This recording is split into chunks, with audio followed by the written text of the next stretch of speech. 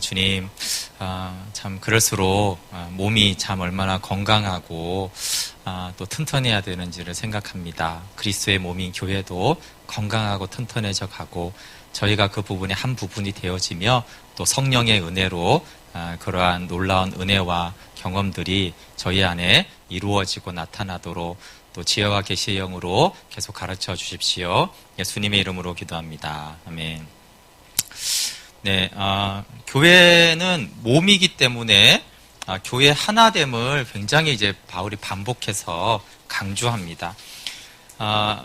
사실 에베소서는 전체가 이제 교회에 대한 얘기예요. 근데 이제 아까 이제 매주 교회에 관심이 없으면은 이걸 이제 다 자기한테만 적용하는 것으로 생각을 해요.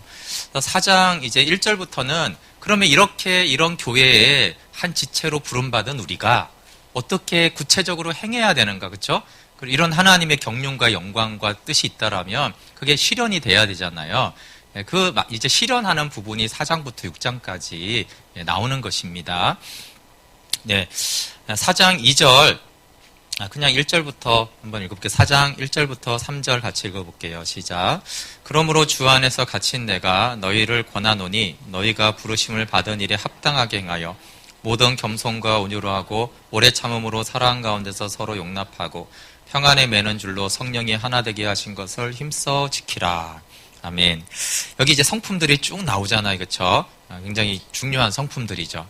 근데 여기서 이제 바울이 언급하는 이유는 부르심이 합당한데 그 부르심이 뭐냐면 교회를 교회되게 몸으로 세우는 거예요. 그럼 교회가 하나 되기 위한 필요한 성품이 있다는 거예요.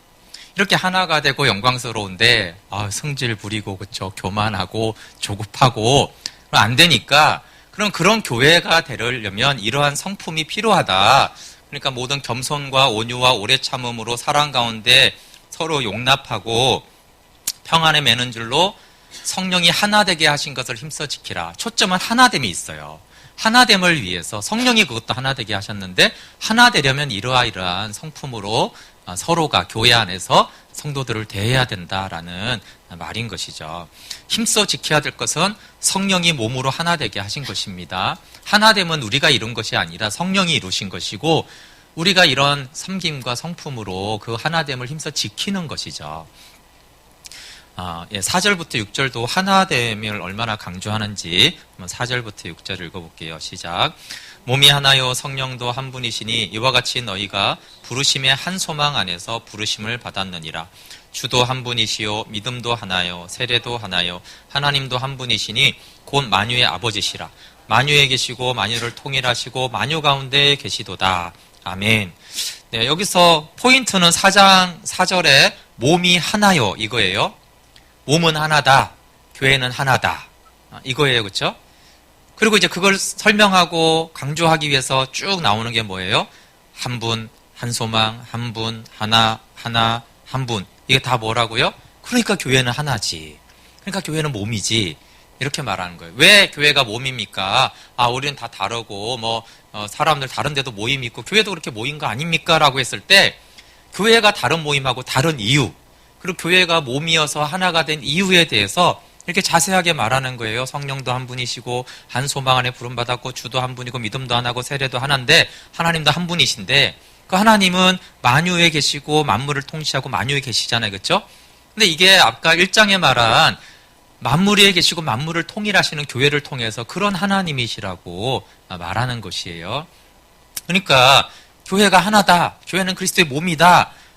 여기에 이견을 이제 제기하지 말라는 거예요. 이거는 너무나 분명하다라는 것이에요. 사실 여기 표현 보내는 한 세례 꼭 이런 표현을 쓸 필요가 있었을까요? 한 믿음? 근데 바울은 다 하나다라는 거예요. 믿음이 하나고 세례도 하나. 우리 잘 쓰지 않는 표현들이죠. 근데 이 교회의 하나됨의 근거는 너무나 명확하다라고 이제 말을 하는 것입니다. 그래서 하나인 교회가 가장 하나 되어 해야 할 것이 무엇인가? 그럼 이제 하나가 된 교회, 몸된 교회는 무엇을 해야 되는가라고 했을 때 그 13절에 나옵니다. 13절 읽어볼게요. 시작. 우리가 다 하나님의 아들을 믿는 것과 아는 일에 하나가 되어 온전한 사랑을 이루어 그리스도의 장성한 분량이 충만한 데까지 이르리니. 네, 그리스도의 장성한 분량이 충만한 데까지 이르는 것은 교회입니다. 교회가 장성한 분량에 이르라고 하는 거예요. 물론 개인도 영적으로 당연히 자라가야 되는데 그래서는 교회가 예수 그리스도의 장성한 분량까지 자라가야 돼요. 그러면 이제 성도들은 어떻게 해야 되느냐? 그런 교회를 하기 위해서 하나됨과 장성한 분량을 위해서 하나님의 아들을 믿는 것과 아는 일에 영생을 누리는 일에 하나가 되라는 거예요. 그러니까 하나님을 아는 일에 영생을 알고 누리는 일에 하나가 되라는 거예요. 그래서 그러면 이제 교회가 이제 해야 될 게 뭐예요? 야, 우리가 예수님을 아는 일에 하나가 되자. 이게 공통의 목표가 돼야 되는 거예요. 네, 셀이 애매한 것 같아요. 셀이 모였을 때 우리의 공통된 목표는 그리스도를 알기 위해서 우리가 모였다. 우리는 다른 일에는 분열될 수 있다. 그러나 하나님을 아는 것과 믿는 일에는 우리는 하나가 돼야 된다. 이 한 가지 초점과 목표를 위해서 우리는 여기 모여 있다라고 하는 것이 분명하고 전체 교회가 그게 분명할 때 그때 하나가 될 때 그 일이에요. 그럴 때 어떻게 돼요? 그리스도의 장성한 분량까지 교회가 자라가요. 그러니까 교회가 자라가는 일의 방법이죠. 어떻게 교회는 머리까지 자라갈까요? 범사에 그에게까지 자랄지 않은 교회가 하는 범사의 모든 일이 그리스도의 생각과 뜻대로 행하는 교회가 되라 이런 뜻인데 그 어떻게 그런 교회가 되죠라고 했을 때 너는 하나님을 아는 일과 믿는 일에 하나가 되라. 하나님을 아는 일에 하나가 되고 하나님을 믿는 일에 하나가 되라. 이게 이제 바울이 명령한 거예요. 그러니까 여기에 이의가 없어야 된다는 그 앞에 하나고 한 분이고 한 소망인데 무슨 다른 목표가 있냐는 거예요. 무슨 다른 목표가. 그러니까 이 부분에 대해서는 이견이 없이 온전히 여기에 하나 된 목적으로 모여야 됩니다. 그리고 그 목적지는 뭐예요? 하나님을 아는 거는 요한복음 17장 3절의 영생이죠. 그렇죠? 영생을 아는 것, 영생을 누리는 것인데 근데 영생을 아는 것이 목적이 아니라는 거예요. 그래서 하나가 되어 어떻게 해요? 온전한 사람을 이루어. 이 온전한 사람은 교회를 말합니다. 개인이 아니에요. 왜? 서로 아는 일에 하나가 됐으니까 그 공동체 주님이 함께 하시고 두세 사람이 그렇죠? 내 이름으로 온 곳에 온전한 사람은 그리스도의 장성한 분량이 충만한 데까지 자라요. 그러니까 영생을 아는 일에 영생을 누리는 일에 복음을 통해 생명으로 나아가는 일이 하나가 되라. 그 목적지는 뭐예요? 교회가 장성하게 자라게 하는 데 있어요. 그래서 복음을 통해 생명으로가 저희 교회 표어인데 거기가 끝이 아닌 거예요, 사실은. 그래서 제가 사망은 나에게 생명은 너에게 있는데 조그맣게 저게 사실은 장성한 분량으로 자라가는 비결이죠. 하나가 되어서 생명으로 나아가서 그 일에 하나가 되면 사실 교회는 자라가게 돼 있어요. 근데 우리의 모임 중에 우리 교회는 이 일에 하나가 돼 있는가? 라고 하는 부분에 대해서 하나가 될 것 같지만요, 교회가 의외로 하나가 안 돼 있습니다. 하나님을 아는 일에 우리가 이것을 합시다 그러면 에이 재미없는데 뭐 이러거나 그렇죠? 에이 바쁜데 뭐 에이 이렇게 이제 하는 경우가 많잖아요, 그렇죠? 이거는 사실은 교회 되게 굉장히 안 되는 일이에요. 이게 안 되기 때문에 교회가 그리스도로 충만하지 못하고 자라가지 못하는 것이죠. 그럼 그래서 제가 이제 복음을 강조하고 생명으로 묵상을 강조하는 사실 목적지는 생명이 아니고 장성한 분량의 교회예요. 그래서 하나님의 경륜이 창세전에 하나님의 다 이루는 거죠. 아들 안에 생명을 우리가 주고 그것을 통해서 감추어졌던 비밀의 경륜이 온전히 드러나고 나타나고 실현되는 그것을 위해서 그래서 우리가 장성한 분량의 교회가 되자. 그리스도만 충만한 교회가 되자. 머리가 말씀하면 모든 것을 순종하는 교회가 되자. 어떻게 교회가 되느냐? 하나님을 아는 일과 믿는 일이 하나가 돼야 돼요. 그 하나님을 아는 일과 믿는 일을 제가 여러 가지 영적인 것들을 많이 접해봤는데 결국은 말씀을 통해 복음을 통해 생명으로 나아가는 것이 하나님을 아는 것과 믿는 것에 하나 되는 것이고 그것들을 서로 나누고 교제하고 말씀의 생명을 나누고 또 위로하고 격려하고 그렇죠? 또 플로잉도 필요하면 하고 그렇게 함으로 인하여서 교회가 교회되는 것 이제 그것이 사실은 제가 궁극적인 목적인데 복음을 통해서 생명으로 나아가듯이 그렇죠? 복음 없이는 생명이 없어요. 그 생명을 살지 못하는 사람들은 교회를 못 이룹니다. 그래서 이게 이제 복음이 먼저 선포돼야 되고, 근데 복음에 머무르면 안 되고 생명을 누려야 되고 사귐이 하나님과 있어야 되고, 그렇죠? 근데 나하고 하나님과만 둘이 줄기차게 그런 게 아니고, 그것들이 요한의 공동체처럼 우리가 보니 은혜와 진리가 우리잖아요, 그렇죠? 우리 사귀면은 예수 그리스도가 함께합니다. 라는 영생의 공동체, 그것이 그리스도의 몸된, 그리스도가 충만한 그 공동체, 몸된 교회를, 그게 이제 5장에서는 영광스러운 교회로 나오거든요. 그 영광스러운 교회, 신부된 교회를 이루어 가자라는 게 이제 제가 교회를 개척하고 비전인데, 이게 복음과 생명을 띠고 이거가 안 되더라고요. 그렇죠? 왜냐하면 방법이 하나님을 아는 것과 믿는 것은 하나가 돼야 돼요. 근데 이것은 기본적으로 복음을 받아들인 사람들에게 해당이 되는 상황인 것이고, 이제 그럼 하나님을 알아야겠네. 영생을 알고 눌러야 되겠구나. 여기까지 온 사람에게 이제 혼자 하지 말고 이것도 교회가 하나가 돼서 그 일을 하라. 이렇게 명하는 것이, 그래야지만 이제 교회가 자라가는 것입니다. 물론 동시적으로 우리가 노력을 해야 되지만 엄밀한 순서는 그래요. 그런데 하나님을 아는 일과 믿는 일에 하나가 되는 또 하나는 같은 신앙으로 뭉치고 교제하라는 거예요. 개인의 신앙의 자유와 이런 것들은 사실 다 이제 보장이 돼야 돼요. 근데 이제 한 교회 안에요, 성령파가 있고 복음파가 있고 바울파가 아볼로파가 있고, 보세요, 바울파가 잘못됐습니까? 아볼로파가 잘못됐어요? 게바파, 베드로파, 그리스도파 다 잘못 안 됐죠? 다 복음 전했잖아요. 그리스도는 복음 자체이시고. 바울은 이걸 고린도에게 굉장히 싫어해요. 바울을 쫓아서 바울의 신앙을 본받는 게 뭐가 나빠요? 그리스도를 쫓아 그리스도를 보면 뭐가 나빠요? 근데 문제는 분파죠? 교회가 하나가 안 되면 그건 교회의 건강성을 상실하는 것이기 때문에, 야, 베드로파 니네 잘못 믿고 있어, 그런 얘기 하는 게 아니에요. 바울파 니네는 잘못됐어, 그리스도파가, 이런 게 아니고 교회가 같은 믿음으로 하나가 돼야 된다라는 거예요. 네, 그래서 이제 제가 이제 목사 입장에서 좀 어려운 거는 같은 믿음으로 하나가 돼서 하나님을 아는 것과 믿는 일이 하나가 돼야 되거든요.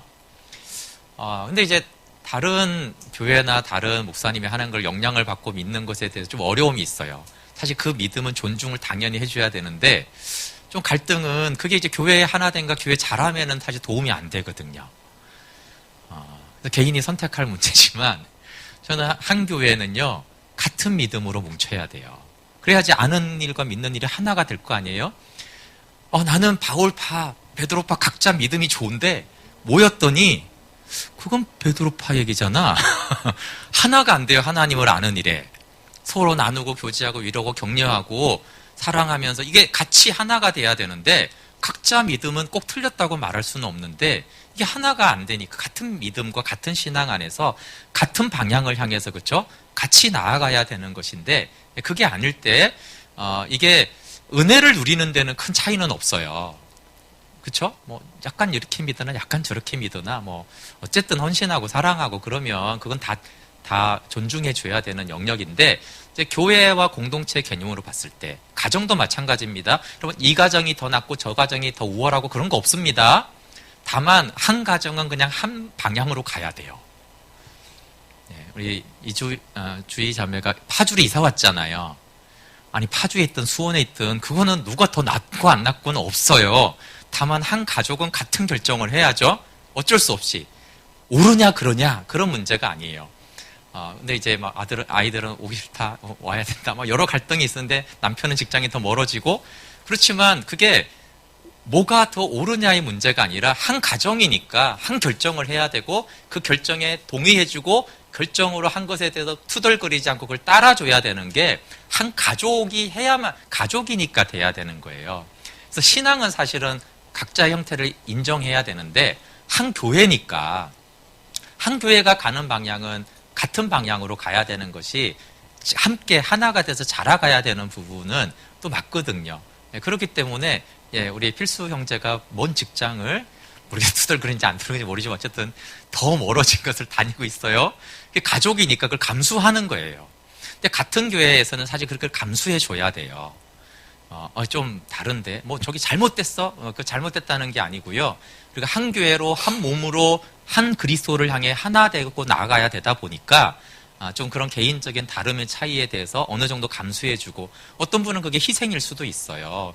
그렇지만 그렇게 해서 그리스도가 머리까지 교회가 자라가는 것에 헌신한다면 사실 귀하죠. 네, 그래서 이제 필수 형제가 이제 멀리 다니는 걸 만약에 즐거움으로 다닌다면 훌륭하다 이렇게 해주는 것이고, 그렇죠? 예, 이왕 한 가정의 결정이니까 한 교회의 결정에 이렇게 같이 해주는 것도 복음 안에서 굉장히 귀한 일이에요. 근데 각자가 다양성이 있으니까 바울파 입장에서는 어려울 수 있죠. 근데 바울은 야 바울파도 자기가 바울이잖아요. 야 바울파 그런 거 다 필요 없어. 오직 그리스도를 아는 일에 하나가 돼. 그것이 바울이 부탁하는 거거든요. 네, 그것이 이제 하나님의 마음에 이제 합한 것이죠. 네, 예수님이 주신 세 계명은 우리가 잘 알고 있어요, 그렇죠? 요한복음 13장 34절에 세 계명을 주노니 너희가 서로 사랑하라. 기준은 내가 너희를 사랑같이 너희도 서로 사랑하라. 이렇게 말씀하고 있어요. 네, 교회에 주신 계명입니다. 이 문맥을 보면 요한복음 13장은 안 믿는 사람이나 모두에게를 말하는 게 아니고 믿는 자의 그룹에서 말해요. 서로 사랑하라. 즉 하나 된 교회를 세워가라는 뜻으로 말씀하고요. 그 세 계명 지키면 너희가 내 안에 거하리라 이렇게 했어요. 세 계명을 지키면 교회됨을 이루면 그 교회 안에 있는 것이 곧 내 안에 있는 것이다 이렇게 표현했어요. 그래서 내 계명은 딴 게 아니라 너희가 서로 사랑하라는 것이다 라고 말씀해 주셨죠. 네. 너희가 서로 사랑하면 모든 사람들이 또한 내 제자인 줄 알리라. 또 이런 말씀도 하셨어요. 어떻게 서로 사랑하면 우리가 제자인 줄 알게 될까요? 예수님은 너희가 성경 열심히 읽고 기도를 많이 하거라, 행사를 많이 참여하면 내 제자인 줄 안다라고 하지 않았고요. 너희가 서로 사랑할 때 제자인 줄 안다라고 그랬어요. 그래서 몸된 교회가 세워지면 아까 주님이 몸된 교회를 통해서 만물을 충만하게 하세요. 당연히 그 사람들도 포함되죠. 그러면 사람들이 알아요. 저 사람들은 예수님의 제자구나.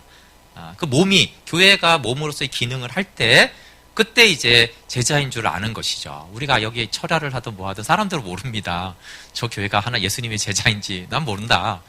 그렇지만 정말 몸이 머리를 따를 때는 세상 사람들도 알게 돼요. 저들은 한 예수를 따르는 제자들인가 보구나 이렇게 알게 되죠. 내가 너희를 사랑한 것 같이라고 했을 때 요한복음 13장 1절에 나오죠. 자기 사람들을 사랑하실 때 끝까지 사랑하시니라. 여러분, 하나님은 모든 사람을 사랑하지만 자기 사람들을 사랑하는 건 또 따로 기록돼 있어요. 자기 사람들을 사랑하시되 끝까지 사랑하시니라. 그래서 몸된 교회의 사랑은 끝까지 책임지는 사랑이죠. 끝까지 책임지는 사랑은 희생하고 낭비하는 사랑이고, 그래서 이것은 모든 등록교회는 사실 아니에요. 그렇게 할 수가 없기 때문에 제자들에게 해당돼요. 저는 그리스도에게 속해서 그리스도를 따르겠습니다 라고 하는 사람들, 그 교제에는 끝까지 책임지는 사랑을 해야 된다. 끝까지 예수님께 붙어있고 순종하는 사람들 안에는 끝까지 서로 사랑하는 책임지는 사랑을 해야 된다. 가장 책임 있는 관계가 이제 부모와 자녀죠. 부모는 최대한 자녀를 책임지려고 해요. 잘하고 못하고가 아니라 책임지는 그 사랑을 하듯이. 그래서 교회를 이제 가족이라고 한 것이죠. 교회는 정말 생명으로 살고 그리스도를 알고 믿는데 하나가 되기로 한 사람들은 끝까지 책임지는 사랑을 해야 한다. 그리고 이제 성경에 나타난 사랑의 관계의 모델이 많이 있죠, 당연히. 그 대표적인 예는 다윗과 요나단이라고 볼 수 있어요. 그러니까 성경에서 이 사랑의 관계를 보는 이유는 왜 이 성경의 사람들은 사랑의 관계가 일어났는가를 보려는 거예요. 세상의 기준하고 다르다는 얘기를 하려는 거예요. 세상이 하나 된 것처럼 사랑하는 것과 교회가 하나 되는 건 달라요. 다윗과 요나단의 관계를 보면 정말 깊이 사랑했죠. 그러면 요나단 보세요. 요나단은요 가만히 있으면 자기가 왕이 돼요. 근데 다윗이 왕이 된대요. 정상적인 사람이면 어떻게 해요? 저 목동 출신이 제가 당연히 이제 적대시하잖아요, 그렇죠? 근데 요나단은 가만히 있으면 자기가 왕이 되는데 거기다가 요나단은요 출중해요. 인물 출중하고 키 크고 능력 있고 그 다음에 신앙도 엄청 좋아요. 뭐 보면 다윗보다 더 좋은 것 같아요. 제가 보면은 대단해요. 그런데 가만히 있으면 왕이 되는데 결격 사유가 아무도 그것도 없어요. 근데 제가 다윗이 왕이 된대요. 그런데 요나단은 사울 왕에게 불효를 해가면서까지 다윗을 사랑해주고 변호해줍니다. 참 희한하죠? 이런 사랑이 흔치 않습니다.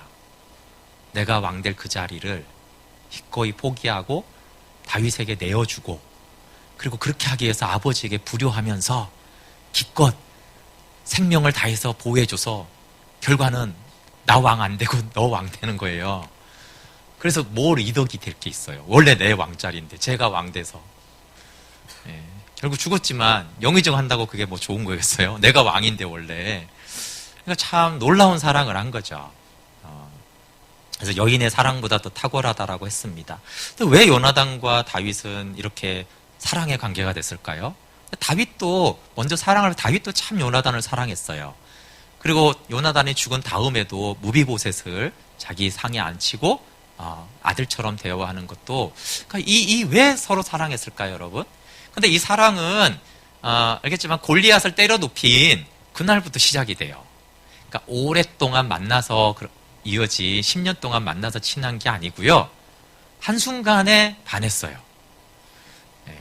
뭐에 반했어요? 보통은 첫눈에 외모에 반하지만 아마 요나단은 다윗의 믿음에 반했을 거예요. 네.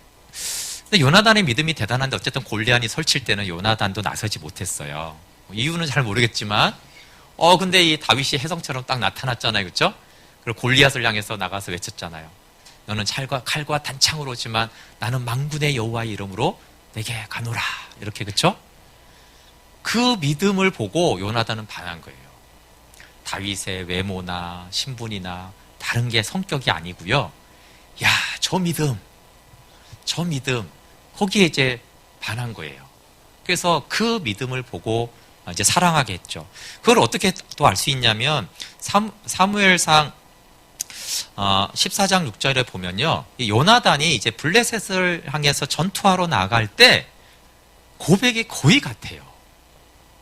똑같아요. 그러니까 요나단이 가진 믿음하고 요나단도 사람 숫자 있지 않다, 만군의 하나님께 있다라고 막 그 종하고 둘이서 올라가거든요. 그 전쟁터로 그 블레셋 진영을 향해서. 그 말이 됩니까? 둘이 나가는 게? 그러니까 요나단의 믿음과 다윗의 믿음이 같아요. 같은 믿음. 그것도 하나님을 정말 경외하는, 전쟁터에서 사람의 숫자가 중요하지 않고 무기가 중요하지 않고 만군의 여호와의 이름, 그분의 이름으로 나아가는 것만이 중요하다고 했던 요나단과 다윗의 믿음이 동일했죠. 그 같은 믿음에서 사랑이 나온 거예요. 물론 이제 그 이후에는 뭐 여러 관계들, 도와준 것들, 이런 것들이 따라오게 된 것이죠. 그럼 성경에서 그래서 교회가 어떻게 사랑하게 되느냐라고 했을 때, 그것은 같은 믿음, 하나님을 사랑하는 같은 믿음, 같은 사랑에서 그 사랑이 나오는 것이에요. 저 사람 성격 좋네, 저 사람 밥 사주네, 그거는 이제 부차적인 것이고, 같은 믿음에서 참 사랑이 나오고, 그게 교회 안에서 지체된, 가족된 관계여야 돼요. 조폭도 친하잖아요, 그렇죠? 근데 성경은 조폭의 관계를 가족이라고 말하지는 않아요. 왜냐하면 그 같은 믿음과 같은 사랑이 없잖아요, 거기에는. 의리는 좀 있을 수 있겠지만. 나오미와 룻도 똑같습니다, 여러분. 룻기 1장에 보면 룻이 나오미를 따라간 게 아니에요.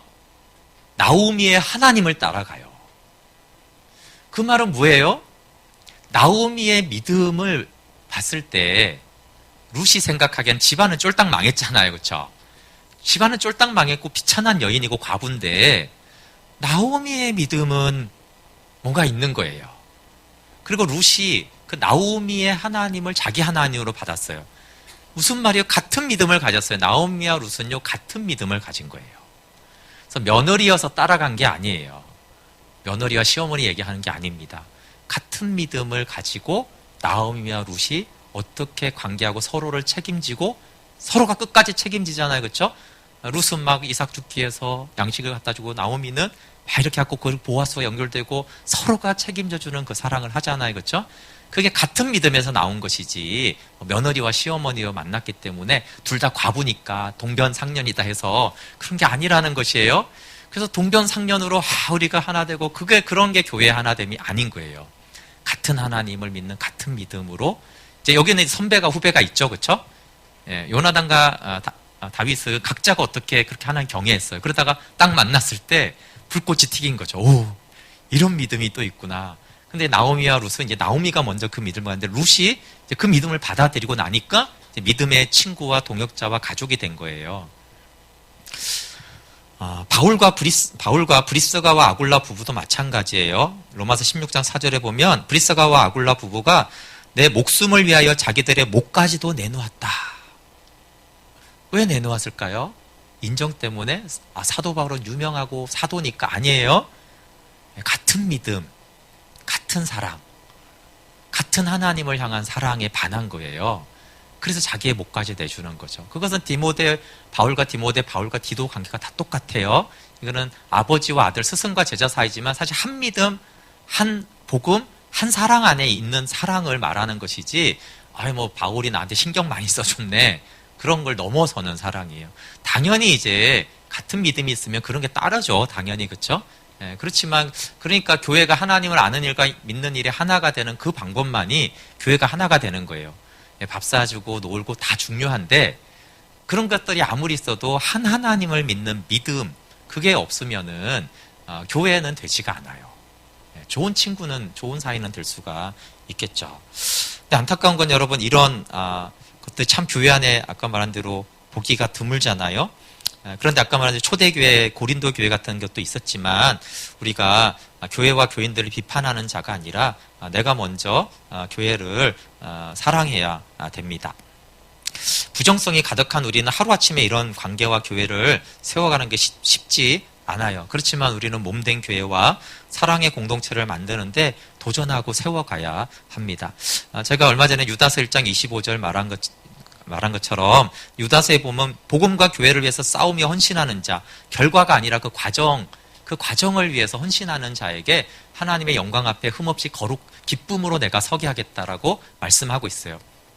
그러니까 바울이 개척해도 고린도 교회 같은 교회도 나와요.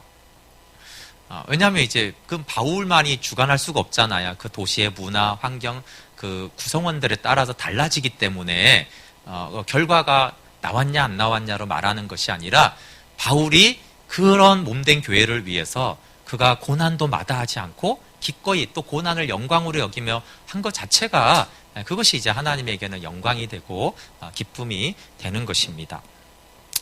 네, 그래서 이건 좀 슬픈 질문이지만 기쁜 질문도 될 수 있는데 정말 이런 책임지는 사랑을 나는 공동체에서 누구에게 받은 적이 있는가?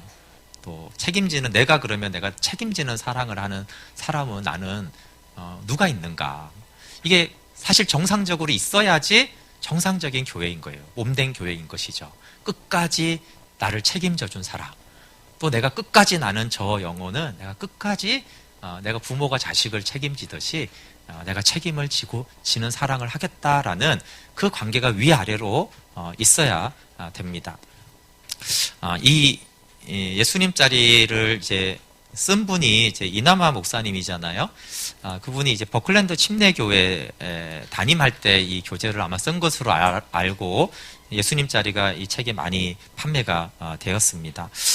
버클랜드 침례교회는 버클랜드에 있는 그 버클랜드 대학이 있잖아요. 그 앞에 근처에 있었던 교회인데 그 누나가 매형이랑 같이 이제 개척한 교회예요. 그리고 이나마 목사면 두 번째 이제 그 개척한 매형과 누나가 개척하러 나가고 두 번째로 이제 본 교회를 담임을 했어요. 이제 그러면서 이제 복음과 교회에 대해서 이제 전에 예배 때 잠깐 말한 대로 강의도 하고 이 책도 쓰고 예수님 자리 세미나도 많이 하고 그랬어요.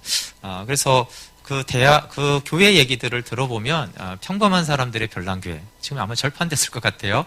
그걸 읽어보면 참 그 교회가 놀라워요. 어떻게 이런 교회들이 현대에도 미국 사회에 있을까 이런 생각이 드는데 그분이 이제 책 속에 중간중간에 그 교회 얘기들을 합니다. 근데 제가 대부분은 뺐는데 참 이 얘기는 좀 전에 말한 성경에서 이제 교회가 어떤 관계로 사랑하고 하나가 되는가를 이제 실제 있었던 얘기로 잘 설명해 주는 것 같아서 제가 좀 읽어볼게요. 근데 물론 이제 이나우스가 이렇게 말을 해요. 사랑의 공동체가 잘 안 되는 답답함이 있다. 내가 이렇게 끊임없이 도전하지만 이런 다윗과 요나단과 같은 관계가 된 것 같은데 보면 아니고 참 그런 어려움이 있고 한계도 있지만 답답하지만 그래도 우리는 하나님이 말씀하신 대로 그 교회가 되어져 가기 위해서 계속 시도하고 가야 된다. 그러면서 1997년에 있었던 이 사건을 말해줍니다. 대학부 캠핑 때 윌리엄 리 형제가 호수에서 그 교회 대학부의 학생이 익사하는 사건이 일어나요. 그러니까 뭐 얼마나 교회적으로 그 교회 멤버가 교회에서 캠핑 갔다가 수련회 갔다가 익사를 했으니까 큰 사건이었죠. 이 친구는 이제 버클리 대학 졸업 전에 하나님을 만나고 주님과 교회를 위해 삶을 들여 헌신하기로 했어요. 근데 이제 같이 대학부에서 놀러 갔다가 호수에서 수영을 하는 중에 몸에 이상이 생겨서 윌리엄이 이제 물속에 빠져 들어가니까 옆에 있던 같이 이제 물놀이 하던 이제 이 윌리엄의 제자가 와서 이제 건져주려고 한 거죠. 그러니까 윌리엄이 꽉 붙잡고 이제 이 윌리엄은 전혀 못 움직이고 이제 제자가 이제 끌고 헤엄쳐 나가는데 이제 중간에 힘이 빠진 거예요. 그래서 더 이상 헤엄을 칠 수가 없게 돼서 이 상태로 가다가 둘 다 죽게 되겠다라는 것을 둘 다 알았죠. 근데 그 제자는 어떻게 형이인데 이제 거기서는 가르쳐주는 목자 관계였지만 계속 이제 가려는데 윌리엄이 순간적으로 손을 일부러 탁 놓고 물속에 빨려 들어가서 익사를 하게 되어져요. 그러면서 이제 장례를 치르고 많이 힘들었지만 그러면서 이제 그 장례 중에 이렇게 그 윌리엄에 대해서 이렇게 뭐 추모한다고 하나요? 이제 그런 것들을 좀 시간을 가졌는데 그때 그 윌리엄이 빠져 죽으려고 할 때 같이 살려주려다가 그 형이 밀치고 손을 놓고 이제 이렇게 죽은 그 제자이면서 그 동생이 이렇게 추모한 글을 제가 이제 요약해서 읽어드릴게요. 윌리엄 리가 어떻게 교회 생활을 하고 어떻게 하나님을 사랑해 갔는지를 알 수 있어요. 이렇게 썼어요. 편지를. 형이 곁에 있기만 하다면 내가 형을 얼마나 사랑하는지 그리고 형이 내 일생을 얼마나 변화시켰는지 얘기해 드리고 싶어요. 형이 저를 얼마나 사랑했는지 알아요. 형은 제 목자였고 저는 형의 양이었으니까요.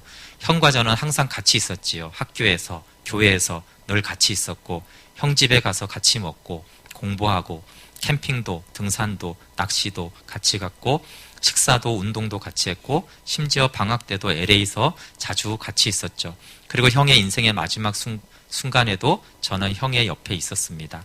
형은 나를 위해 자신을 희생했습니다. 주님은 하나님도 교회도 포기할 준비가 되어 있던 저에게 형을 보내주셔서 저를 돌보게 해주셨습니다. 형은 형의 날개로 포근하게 나를 감싸주면서 하나님의 사랑이 얼마나 아름다운 것인지를 피부로 느끼게 해주었습니다. 내가 형을 존경하고 사모하는 이유는 셀 수가 없습니다. 그 중에서도 가장 두드러진 것은 형의 하나님을 향한 사랑과 사람들을 향한 사랑입니다. 형은 절대로 섬김과 희생의 기회를 놓치지 않았습니다. 형의 삶은 내 마음에 새겨진 편지야. 잉크가 아닌 하나님의 성령으로 쓰여진 편지. 형을 영원히 잊지 못할 거야. 사랑해. 네, 이 동생의 고백을 보면 이 친구가 어떻게 늦게 믿었어요.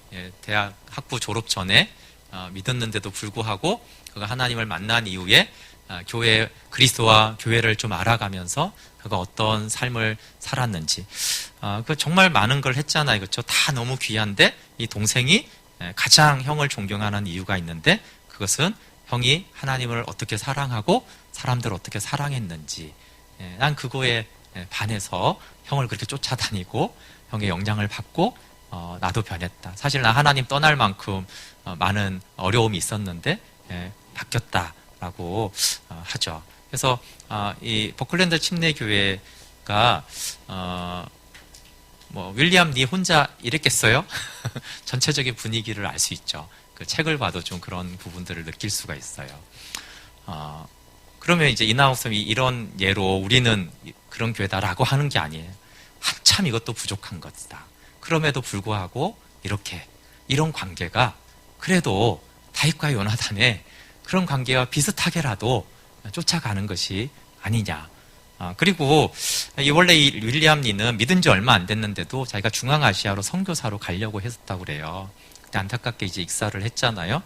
근데 그 뒤에 이제 윌리엄 선교회가 세워지고 그 선교를 통해서 10명이 중앙아시아로 선교사로 나갔다고 그래요.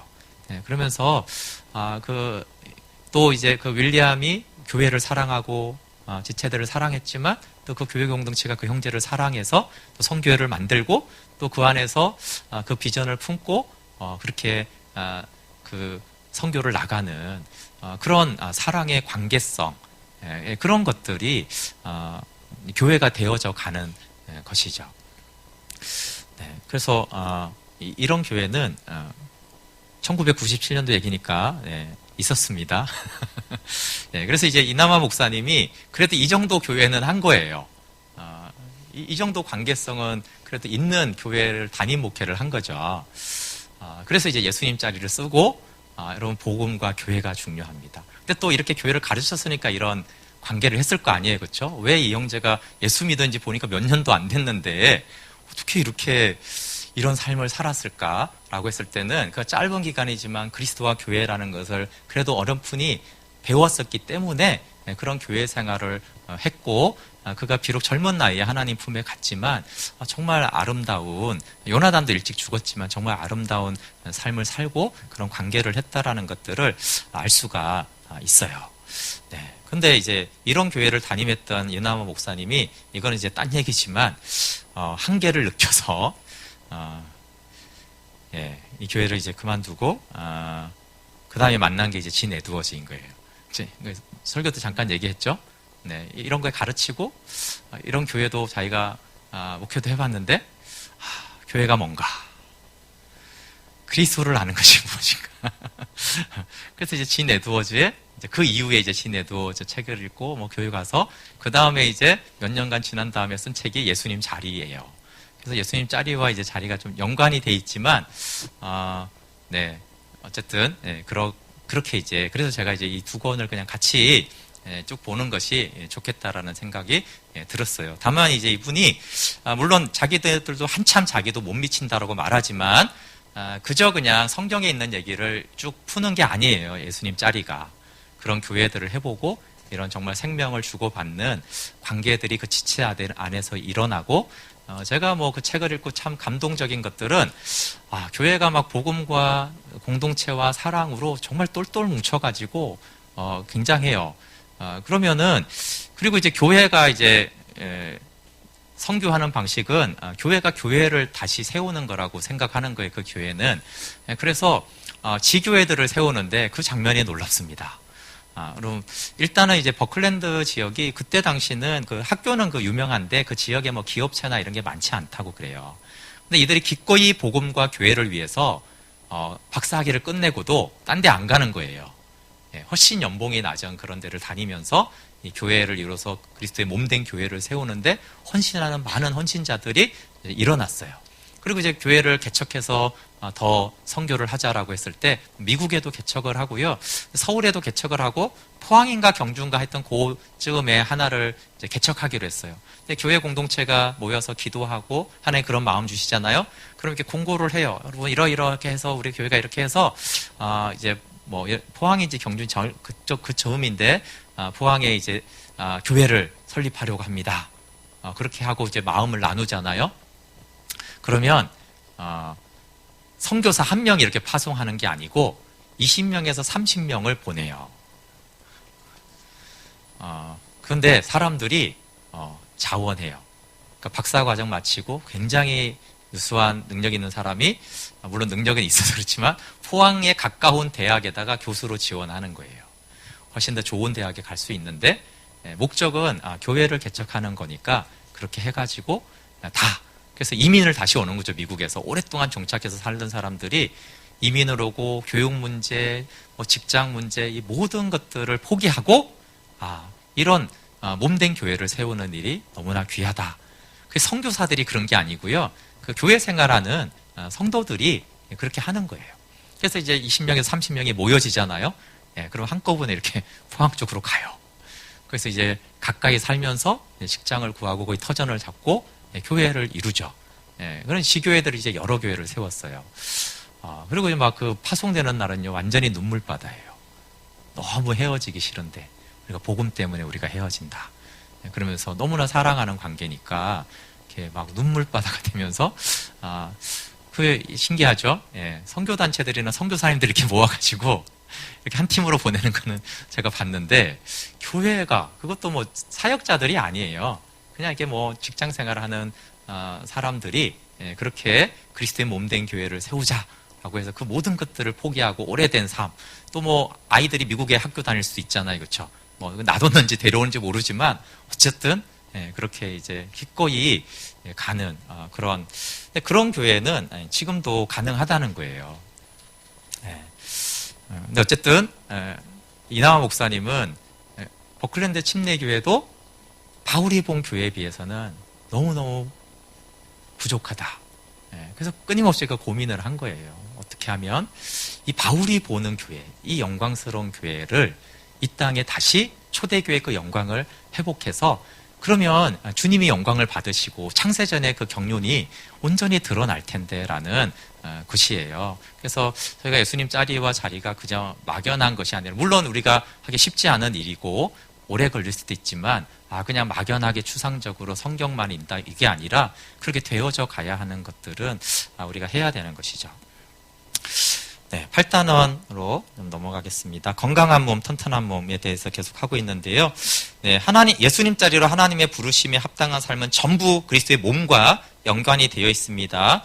몸이 건강하고 튼튼한 것 자체가 머리를 기쁘게 하고, 몸이 건강하고 튼튼해야 머리가 목적하는 것이 이루어지니까 두 가지 때문에 그렇죠. 건강한 것 자체가 머리에게는 기쁨이고, 건강해야지 머리가 하고자 하는 일을 온전히 몸이 수행하니까 이것이 이제 너무나 머리에게는 중요한 것입니다. 그래서 건강한 몸은 그러면 각 지체가 자기의 역할을 다하여 몸은 건강하게 살아 움직이는 것이에요. 그래서 우리 몸으로 표현한 게 뭐예요? 이 각 지체 손가락이 있잖아요, 그렇죠?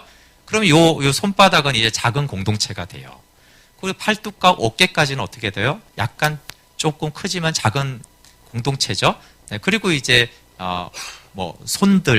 양손 그러면 이제 좀 큰 공동체고, 그것이 전체 하나를 이루죠. 그러니까 전체 교회 사이즈가 몇 명인지는 상관이 없고, 중요한 것은 각 지체가 온전한 신앙으로 자라며 성숙한 공동체를 이뤄갈 때 몸이 됩니다. 그래서 몸된 교회 안에서 일꾼의 역할을 골로새서 1장, 이거 한번 찾아보실래요? 골로새서 1장 24절부터 28절을 같이 좀 읽어볼게요. 24절도 굉장히 중요하고요. 28절 두 군데가 좀 중요합니다. 골로새서 1장 24절부터 28절 읽어볼게요. 시작. 나는 이제 너희를 위하여 받는 괴로움을 기뻐하고 그리스도의 남은 고난을 그의 몸된 교회를 위하여 내 육체에 채우노라. 내가 교회의 일꾼 된 것은 하나님이 너희를 위하여 내게 주신 직분을 따라 하나님의 말씀을 이루려 함이니라. 이 비밀은 만세와 만대로부터 감추어졌던 것인데 이제는 그의 성도들에게 나타났고, 하나님이 그들로 하여금 이 비밀의 영광이 이방인 가운데 얼마나 풍성한지를 알게 하려 하심이라. 이 비밀은 너희 안에 계신 그리스도니 곧 영광의 소망이니라. 우리가 그를 전파하여 각 사람을 권하고 모든 지혜로 각 사람을 가르침은 각 사람을 그리스도 안에서 완전한 자로 세우려 함이니. 아멘. 오늘 24절 설명하는 건 아니고 다음에 할 거고요. 근데 바울이 여기 보면 너희를 위하여 받는 괴로움을 기뻐한대. 아니, 괴로운 걸 어떻게 기뻐할 수가 있어요? 근데 왜 괴로운 것을 기뻐하냐면 그리스도의 남은 고난이 있는데 그 남은 고난은 그의 몸된 교회를 위하여, 교회를 위한 고난을 기뻐한다는 거예요. 그러니까 교회의 가치를 어떻게 알았으면, 나는 교회를 위해서 받는 괴로움을 기뻐한다라고 말합니다. 근데 오늘 좀 볼 것은 28절 중심이에요. 우리가 그리스도를 전파하여 각 사람을 권하고 모든 지혜로 각 사람을 가르치면 각 사람을 그리스도 안에서 완전한 자로 세우려 함이니. 근데 몸된 교회를 세운다고 했을 때 공동체를 강조할 때요, 자꾸 무리를 강조한다고 생각하는 것은 그건 좀 착각인 것입니다. 공동체가 아주 중요할 때는요, 한 사람이 아주 중요한 거예요. 왜냐하면 우리 몸은 각각 지체들이 모인 곳이거든요. 그러니까 여기서 한 지체라도 문제가 생기면요, 이게 힘들고 아프고 어려워요. 그러니까 각 지체가 다 중요하죠. 그래서 우리가 몸이 건강 관리라고 했을 때는 한 지체라도 아프면 안 되는 거예요. 조금 아픈 건 어쩔 수 없지만 어쨌든 손가락 하나라도 자꾸 찔리고 그러면 그 손가락 하나라도 가서 해결을 해야 되는, 그게 이제 각 지체라는 거예요. 그래서 몸된 교회를 말할 때는 단체를 강조하는 게 아니에요. 유기적인 생명체성을 강조하는 겁니다. 집단을 위해서 개인을 희생해라 이런 걸 강조하는 것이 아니라 생명체적인 하나됨을 말하는 거예요. 근데 생명체적인 하나됨은요, 한 사람과 한 지체가 중요해요. 근데 집단에서는 소수는 안 중요하죠, 그렇죠? 그 잘라내고 하면 되는데 집단은, 근데 생명체는 그렇지가 않아요. 생명체는 한 지체가 얼마나 소중한지 몰라요. 그래서 이 교회를 세우기 위해서는 각 사람을 권하고 각 사람을 가르치고 각 사람을 그리스도 안에서 완전한 자로 세워야 돼요. 각 사람을. 그래서 이제 교회의 일꾼의 역할이 뭐냐? 교회 일꾼은 뭐 하는 사람이냐? 각 사람을 권하고 세우는 자예요. 그러니까 이거는 대규모 집회로 안 되는 거예요. 이것은 각 사람은 뭐냐면 엄마가 자녀를 키우듯이 키우라는 거거든요. 근데 엄마가 한 명에서 우리 어르신들 보면 한 10명까지는 키울 수 있잖아요. 그렇죠? 그래서 엄마 혼자서 30명을 키워라. 그것도 동시에 태어난 애를. 그럼 얘 죽어나잖아요. 그렇죠? 이게 뭐 나이대라도 차 있으면 키우는 게 10명이 가능한데 동시에 10명이 태어났어요. 어떻게 키워요? 각 아이는 각 아이인데 이 집단으로 할 수가 없는 거예요. 근데 교회의 본질을 알면, 그래서 대규모 집회와 모임만으로는 교회가 안 된다는 걸 금방 알아요. 가족이 어떻게 대규모로 돼요? 자녀 양육을 어떻게 대규모로 자녀를 양육해낼 수 있냐고요. 자녀는 한 명씩 키우는 거예요. 5명이어도 사실은 한 명씩 키우는 거예요. 5명을 키우는 것이. 5명을 집단으로 키우는 것이 불가능합니다. 그러니까 가정과 같은 교회가 돼야 된다는 거예요. 사람들은 숨을 곳이 없는 걸 굉장히 힘들어합니다. 그래서 익명을 좋아하고 대형 교회를 좋아하잖아요. 그렇죠? 내 이름을 나를 모르는 교회를 좋아해요. 근데 사실은 각 사람을 권하고 그리스도로 세우라는 건 뭐냐면요, 가정처럼 숨을 곳이 없이 내 것이 다 드러나는 교회가 돼야 돼요. 그래야지 권할 게 있고 세울 게 있죠. 대형 교회 가서 몰래 예배만 드리는데 누가 왜 나를 권면할 게 있어요? 저 예배 방해히만 하지 않으면 권할 게 없죠. 근데 내 수치와 내 흠과 이런 것들이 다 드러나니까 권면도 받고 사랑도 받고 책망도 받고 또 위로도 받으면서, 그래서 그리스도 안에서 온전한 사람으로 각 사람 한 사람씩을 그렇게 세워가라는 거예요. 근데 한 사람씩을 그렇게 세워가려면 반드시 소그룹이 필요한 거예요. 그리고 그 소그룹은 작은 모임이 아니라 가정 같아야 되는 거예요. 가정에서 자기에게 다 드러나잖아요. 그렇죠? 못 숨기잖아요. 그렇게 다 드러나는, 3명만 모였다고 다 드러납니까? 그렇지 않잖아요.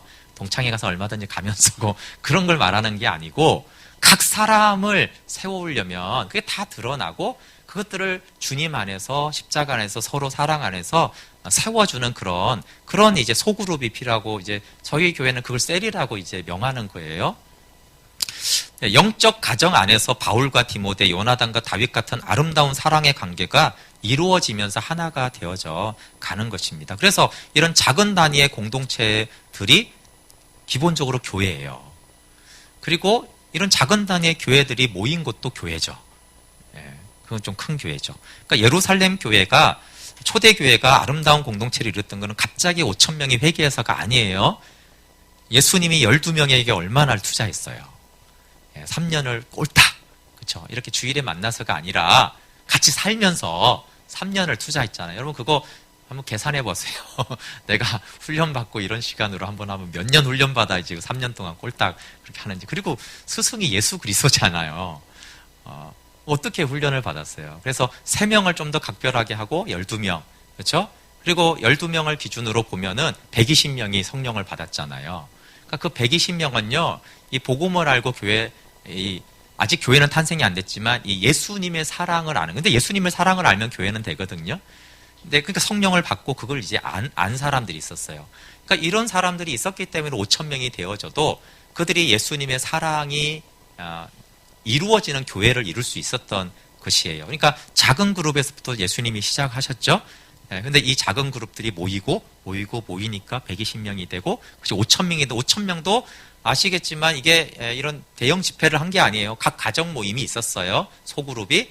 그리고 그들이 다 아주 가끔씩 모였는데 성전에 그러면 5,000명도 모였다 이렇게 하는 것이고, 대부분은 가정 단위로 모였던 소그룹의 가족과 같은 공동체였던 것입니다. 그리고 예수님하고 다닌 거는 사실 그냥 가족으로 다닌 거죠. 12명이 이렇게 뭉쳐서 3년 동안 살면 가족 아닙니까? 서로 싸우고 뭐 그러기도 했지만 어쨌거나 그쵸. 또 유다는 배신했지만 어쨌거나 3년 동안에는 거의 그렇게 지내면서 삶이 드러나지 않을 수가 없잖아요. 그러니까 그들이 싸운 것은 사실 뭐 수준이 낮다 그렇게 볼 수 없어요. 우리도 3년간 붙어 있어 보세요. 안 싸우나? 주일만 잠깐 보면 나이스한 거지. 제자들은 같이 살았다고요. 남자만. 그 속내 안 드러납니까? 예수님이 그거 다 드러나게 하신 것이에요. 그래서 예수님 많이 사랑해 주셨고, 어떨 땐 막 책망도 하시죠. 그렇죠? 그러면서 제자로, 사도로 이렇게 세워갔고, 사도가 된 사람들은 그런 공동체를 만들 수 있는 사람이었어요. 독립적으로 떠나도. 그러니까 나가서 또 교회들을 세우고 그렇게 했던 것이죠. 물론 자세히 보시면 사도 바울이 혼자 안 나갑니다. 그들이 공동체와 가족 의식이 얼마나 강했는지 바울은 단 한 번도 혼자 다닌 적이 없어요.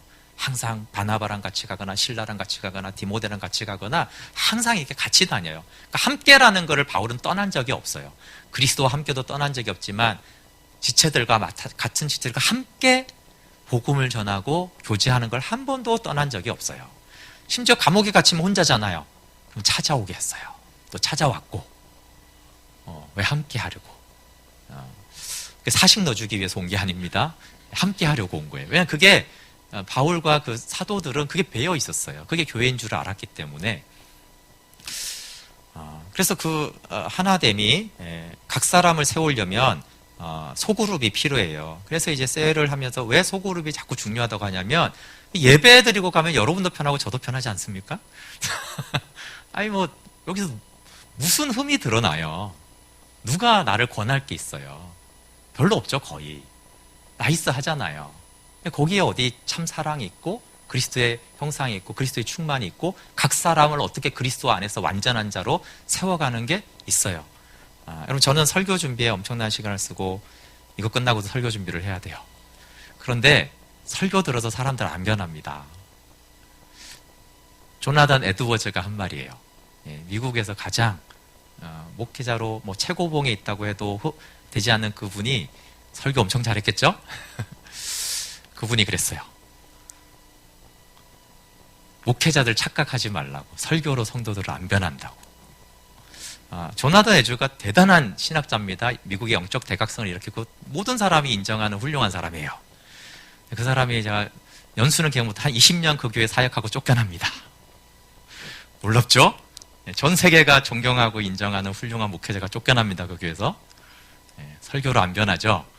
그 사람이 탁월한 책을 얼마나 많이 썼는지 몰라요. 설교로 안 변해요. 근데 저는 설교 준비를 열심히 하고 있어요. 그렇게 설교 듣고 안 변합니다. 직접 들어도 안 변하는데, 조나단 에드워즈 설교 들어도 안 변하는데, 유튜브 설교 듣고 변한다고 생각한 건 정말 큰 착각입니다. 근데 오늘 많은 사람들이 엄청 속고 있어요. 유튜브 설교 듣고 인생이 바뀐다? 그리스도를 안다? 영광을 본다? 그건 정말 말이 안 되는 거예요. 그냥 참고사항으로 우리가 듣는 거 좋은 건데요. 그건 엄청난 착각이에요. 설교 들어서 안 변합니다. 변하는 건 딱 두 가지예요. 하나님과 직접적인 사귐이 일어나야 돼요. 두 번째는 여기서 말하는 교회됨이 일어나야 돼요. 그 안에서 다 드러나고 사랑과 권면과 그 안에서 부딪히면서 깨지면서 자기가 부인되지. 이 두 가지. 그러니까 하나님과의 직접적인 사귐과 그리고 교회를 이루어 가면서만 그 사람은 정말 변해요. 하늘에 속한 영생의 삶으로. 나머지는 이제 보조수단이에요. 제가 설교를 하는 거는 하나님과 교제 좀 하세요라고 도와주고 보조수단이고, 우리 교회 좀 합시다 이런 것이 그 설교 자체로는 안 변합니다. 찬양할 때 임재 느끼시죠? 안 변합니다, 여러분. 저도 임재 많이 느껴봤어요. 쓰러지기도 하고 충만한 임재 많이 느껴봤는데 안 변합니다. 그건 동기부여를 해요. 내가 하나님께 나아가야 되는구나. 직접 교제해야 되는구나. 그리고 정말 사랑하고 교회됨을 이뤄가야 되는구나. 이런 동기부여가 되고 그런 부분에는 힘이 되는데 진짜 변화는 키포인트는 딱 두 가지밖에 없어요. 그래서 대중 예배로는 안 된다고요. 바울이 말하는 교회는 꿈도 꿀 수가 없어요. 그런 교회는. 그래서 소그룹이 필요한 것이고 그 소그룹의 목적은 하나님을 아는 것과 믿는 것에 하나가 되는 목적인 것이에요. 그 안에서 좋은 일, 슬픈 일, 힘든 일 있고 특히 아까 윌리엄 니와 그 동생과 같은 그런 관계가 세워지면서 변하는 것이죠. 그래서 그 동생은 하나님을 떠나고 싶은 마음이 있었는데 그 형을 만나면서 완전히 인생이 뒤바뀌어졌잖아요. 그렇죠? 그런 것이 교회고 그런 관계가 사실 변화시키는 것이에요. 네. 예수 그리스도 안에서 교제가 사람을 바꿉니다. 초기 교회는 1:1 성경 공부를 한 것이 아닙니다. 바울과 디모데의 관계를 그렇게 오늘날에 그냥 적용하는 것이 나쁜 건 아닌데 우리는 지금 우리의 시스템에서 성경을 그냥 갖다 쓰는 경우가 굉장히 많아요. 그래서 바울과 디모데를 읽고 디모데가 충성된 사람을 읽고 충성된 사람이 또 다른 셋다 그래서 나랑 성경 공부합시다 하세요. 다른 사람 같이 이렇게 적용하는 것은 나쁜 게 아닌데요. 그거는 성경에 있는 내용은 아니에요. 성경에서 바울과 디모데의 관계는 생명을 내주는 관계였어요. 그리고 디모데가 충성된 사람과의 관계는요, 성경 공부 몇 주 한 게 아니에요. 윌리엄 니와 그 동생처럼 모든 걸 내어주고 사랑하는 관계를 이룬 것이에요. 그런 관계를 이제 디모데 전서인가요? 디모데 후서 2장 2절에 보면 바울이 디모데 관계, 바울이 충성된 사람을 또 세우고요. 그들이 또 다른 사람들을 이렇게 가르치는 관계가 나와요. 그렇게 교회가 그리스도의 몸된 교회가 이렇게 확장되는 얘기지. 성교단체 훈련 많이 하잖아요, 그렇죠? 내가 너 제자 훈련 시켰으니까 네가 하면 그런 관계는 사실 너무 피상적인 관계예요. 그것도 안 하는 것보다 훨씬 낫지만 오늘날 우리가 제자 훈련이라고 하는 것과 바울이 말하는 지금 이 생명의 관계는 다른 거예요. 이거 성경 공부하는 얘기를 하는 것이 아닙니다. 모든 인생을 같이 걸겠다라는, 내가 너를 끝까지 책임져 주겠다라는 거죠. 많은 선교단지 졸업하면 땡입니다, 여러분. 졸업하면 땡이에요. 끝까지 책임져 주지 않아요.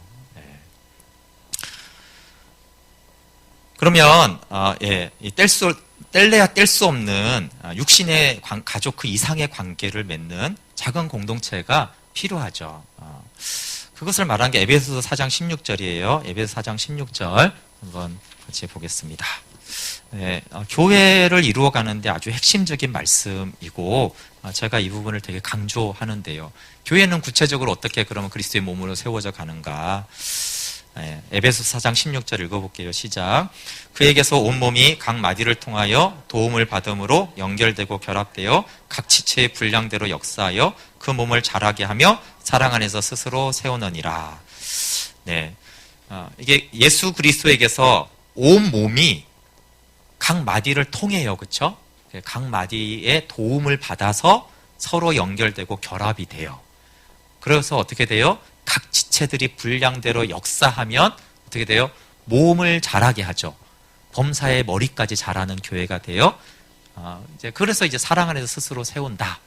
제가 이제 이 말씀을 기준으로 여러 다른 사람도 참고를 하지만 제가 예수 그리스도, 머리 대신 예수 그리스도가 어떻게 이제 그러면 실제적인 교회는 되어야 되냐 하면, 아까 이렇게 있고 사실 이렇게 손가락도 다 있잖아요. 마디도 있고. 그러면 그에게서, 예수 그리스도에게서 온몸이 어떻게 그리스도로 채워지냐 하면 마디를 통해서라는 거예요. 마디. 마디가 뭐예요? 이거 제가 마디를 뺐네요. 여기 목 마디가 있잖아요. 어깨 마디, 여기 다 마디가 있어요. 그래서 요 관절이에요, 관절. 근데 성경이 예수 그리스도의 머리에는 충만함이 있잖아요. 그렇죠? 그 충만함이 마디를 통해서, 근데 마디를 통해서 도움을 받는다는 거예요. 그래서 제가 이 마디들을 이제 첫 마디가 우리 교회에서는 저겠죠. 그리고 여기 있는 마디가 예를 들어 셀장인 거예요. 좀 단체가 커지면 여기가 목자가 될 수 있고, 여기에 이제 또 불세장이 될 수 있어요. 그래서 이제 교회에서 목양하는 사람들은 다 마디인 거예요, 마디. 근데 마디가 다 도와주는 게 아니고요. 마디가 도와줘서 마디는 하는 일이 뭐예요? 마디가 공급하는 일을 하는 것이 아니고 결합되게 연결되고 결합되게 하는 거예요. 마디가 하는 일이. 예, 이게 이제 되게 또 중요합니다. 사람들은 목회자나 셀장이 뭘 공급해 주는 사람이라고 생각을 해요. 근데 그렇지 않고 여기는 연결해 주는 사람이라고 그래요. 뭘 연결해요? 두 가지를 연결해야죠. 예를 들어 제가 이제 이 교회 목자로 그리스도와 연결을 해야 되죠. 지체가. 또 하나는 지체와 지체를 연결하는 거예요. 근데 저는 목사니까 셀장과 셀장을 연결해야 되는 거예요. 연결하는 거예요, 연결. 그러면 한 셀에서는 어떻게 돼요? 셀장이 세론들에게 뭘 자꾸 공급하는 게 아니에요. 세론과 세론이 연결되게 하는 거예요. 가장 중요한 연결은 뭐예요? 하나님을 아는 것과 믿는 일에 하나가 되도록 연결시켜 주는 거예요. 그러면 몸이 주님으로 충만하게 되는 일은 언제 일어나냐면 지체들이 연결이 되잖아요. 지체들이 연결이 일어나면은 각 지체의 분량대로, 여기 각 지체가 결국은 바울이 몸을 말하지만 각 한 사람 한 사람을 굉장히 중요하게 여깁니다. 각 지체가 분량대로 역사하기 시작해요. 그럼 그때서야 몸이 자랍니다. 네, 몸이 자라는 건 아까 앞에 봤죠. 너무너무 중요하죠. 머리까지 자라는 영광스러운 교회, 예수님이 충만한 교회, 만물을 충만하게 하는 교회잖아요. 그렇죠? 이런 순서로 일어납니다. 그러니까 이제 예수님의 복음을 받아서 먼저들은 마디들이 일어나야 돼요. 그렇죠? 마디 숫자는 교회마다 다르지만 어쨌든 목회자 혼자든 뭐 셀장이나 몇 명이든 마디들이 일어나야 돼요. 근데 그 마디들과 지체의 관계는 공급해 주는 게 아니라 연결해 주는 거예요. 공급은 오직 그리스도만 하실 수 있는 거예요. 우리는 연결만 해주지, 여러분 제가 뭘 공급해 주겠어요? 그리스도와 연결을 시켜줄 수는 있겠죠. 도와줄 수는. 또 지체와 지체들을, 셀장과 셀장을 연결해 시켜주는 것을 하는 거지, 공급은 다 머리로부터만 오는 거예요. 여기서도. 그러니까 목회자나 셀장들에게 공급을 원하지 마세요. 연결을 연결을. 그리스도와 연결을 잘 시켜주면 좋겠다. 또 지체와 지체들을 좀 잘 연결시켜주면 좋겠다. 그거는 이제 원래 해야 되는 일이기 때문에 그래요. 그런데 목회자나 셀장이나 이런 사람들이 아무리 열심히 해도 그 상태만으로는 몸은 자라지 않는다는 거예요. 그래서 교회에 봉사자로 지정된 사람들이 아무리 날고 뛰어도 그 몸은, 그 교회는 몸된 교회로 자라지 않습니다. 유지가 되는 거예요. 그러면 언제 자라요? 그 연결로 각 지체들이, 쉽게 말해서 셀장도 팀장도 아니에요. 그냥 각 지체예요. 그냥 한 명이에요. 이 각 지체가 자기의 분량대로 역사하기 시작해요. 이 각 지체가 뭐 맡은 것도 없는데 이상하게 주님을 사랑하고 교회를 사랑하고 셀을 사랑하고 어려운 사람이 있으면 가가지고 위로하고 가끔 밥도 사주고 막 이래요. 이런 일들이 곳곳에서 각 지체들이 막 일어나는 거예요. 그럴 때 몸이 자랍니다. 네. 그래서 교회는 바울도 마찬가지라고 했잖아요. 바울이 세워도 고린도 교회는 안 되는 데는 안 돼요. 지체들이 역사해 주지 않으면 사도 바울도 영광스러운 교회 못 세워요. 네. 하물며 저 같은 사람이 할 수 있겠습니까? 불가능합니다. 설교를 잘하냐 못하냐 이런 거는 목회자한테 많이 영향력이 있어요. 근데 몸이 자라게 하는 데는요, 제가 할 부분이 있지만 제가 하는 거는 제가 하는 영역에서 끝나요. 연결이 되어져서 결국 각 지체들이 움직이지 않고 분량대로 역사하지 않으면은 그 몸은 자라지 않습니다. 더 이상. 교인 수는 목회자의 역량에 뿔릴 수 있어요. 근데 몸이 자라는 건 다른 차원인 거예요. 몸은 오직 각 성도들만이 자라게 할 수가 있어요. 그래서 제가 이걸 나누는 거예요. 이거는 목회자와 셀장이 하는 게 아니에요.